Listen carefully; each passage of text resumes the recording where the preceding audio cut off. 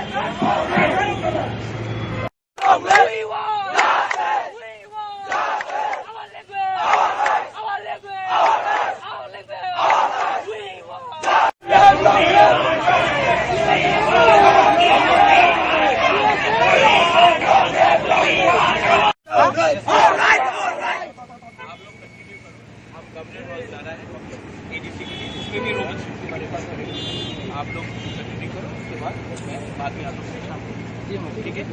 सब लोगों को एक होना है। हाँ, हम जानते हैं सब लोगों को एक साथ होना है, एक साथ होकर काम करना है।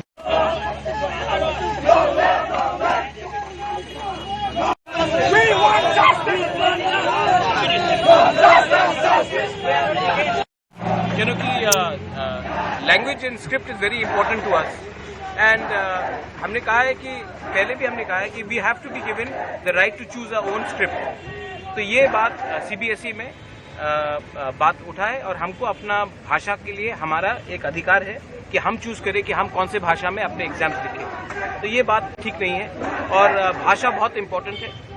भाषा हमारे ऊपर कोई इम्पोज नहीं कर सकता।